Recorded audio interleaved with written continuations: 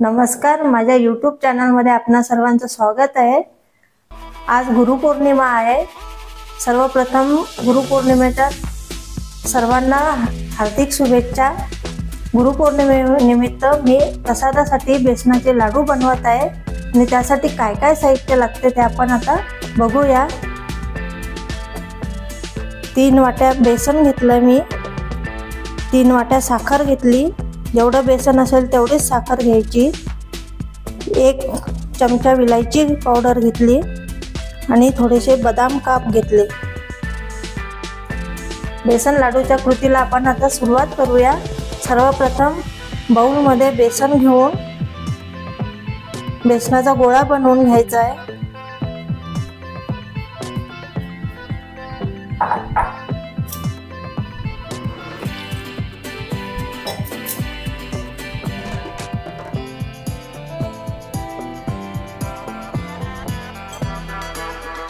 छान घट्ट गोळा बनवायचा।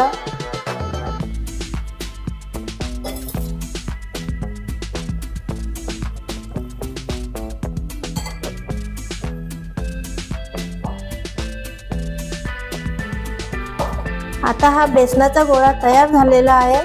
आता आपण याच्या पुऱ्या लाटून पुऱ्या तळून घ्यायला सुरुवात करूया। आपण पुऱ्या लाटायला सुरुवात करू।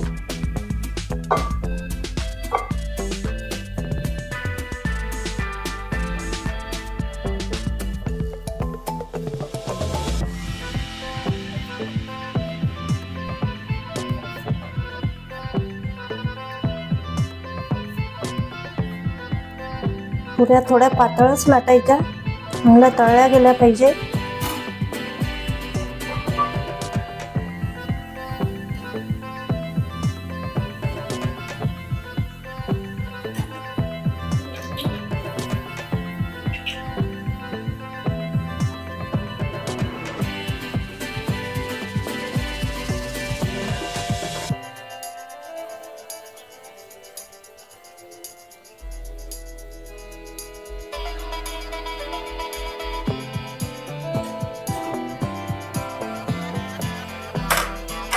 थोड्या लालसर तळायच्या पुऱ्या।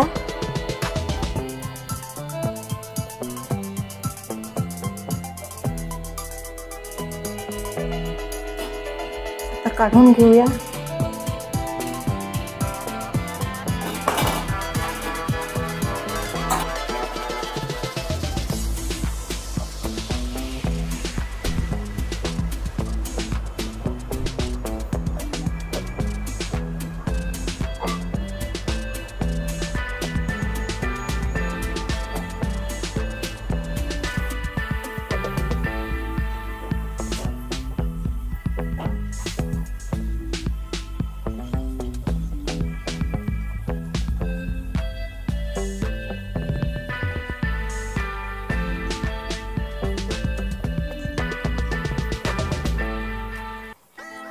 आता आपल्या ह्या पुऱ्या तळून झालेल्या आहेत।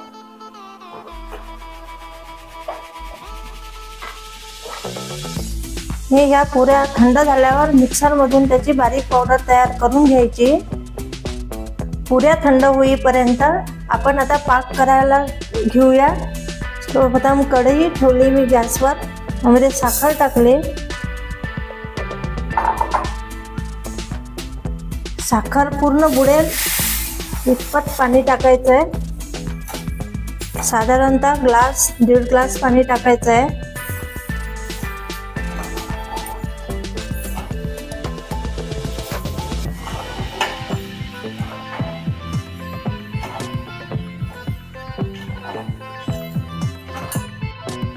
साखर पूर्ण विरघळलेली आहे। हा पाक तयार होईपर्यंत आपण इकडे मिक्सर मधून पुऱ्या बारीक करून घेऊया।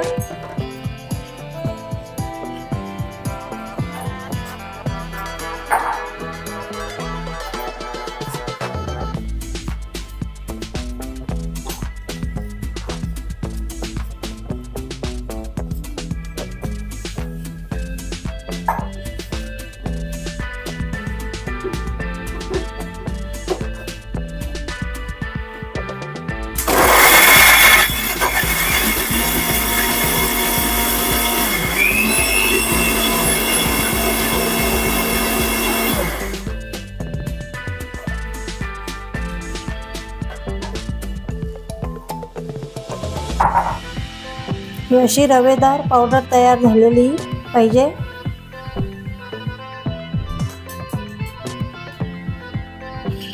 ही पावडर तयार झालेली आहे। आता मी एक तुम्हाला टिप सांगते, या पाकामध्ये थोडंसं दूध टाकायचं, जेणेकरून साखरेवरची सगळी मळी निघून जाईल आणि स्वच्छ पाक तयार होईल।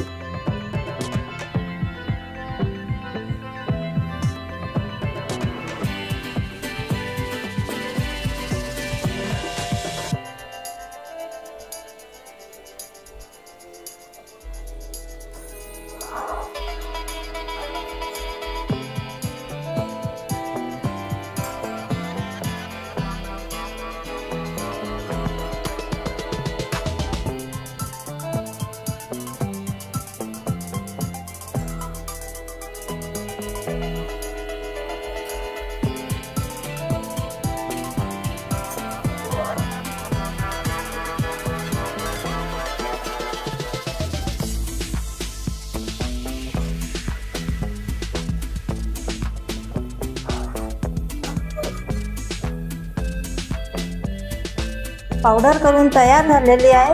आणि आता हा पाक झाला की नाही हे कसे ओळखायचे ते मी तुम्हाला सांगते। या लाडवासाठी गोळीबंद पाक पाहिजे। एका प्लेटमध्ये पाणी घ्यायचं, त्यामध्ये थोडंसं पाक टाकायचा आणि त्याची अशी गोळी तयार झाली की असं समजायचं हा पाक तयार झाला।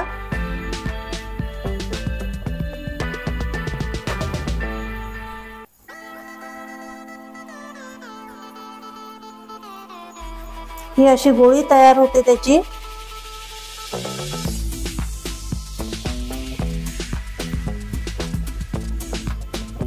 हा पाक आता तयार झालेला आहे। याच्यामध्ये आपण विलायची पावडर टाकूया।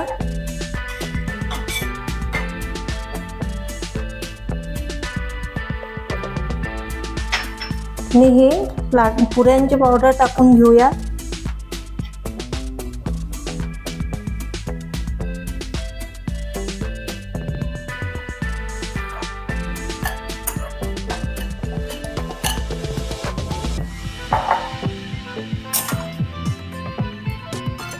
याला मिक्स करून घेऊया।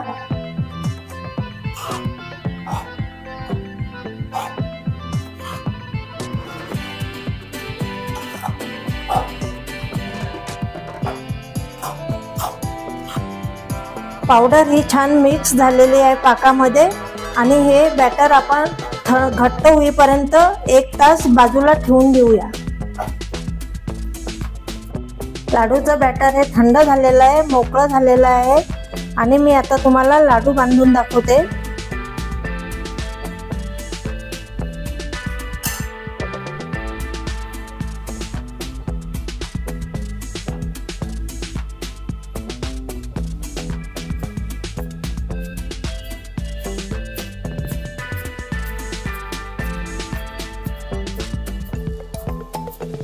असे छोटे छोटे लाडू बांधायचे।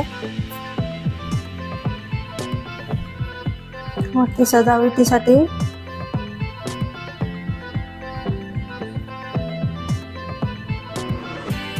बदामाचा काप लावायचा। बेसनाच्या लाडूची रेसिपी तयार झालेली आहे। ती तुम्हाला आवडली असल्यास कमेंट करा, लाईक करा, शेअर करा आणि माझ्या यूट्यूब चॅनलला सबस्क्राईब करा। बेल बटन दाबायला विसरू नका। पुन्हा एकदा गुरुपौर्णिमेच्या हार्दिक शुभेच्छा।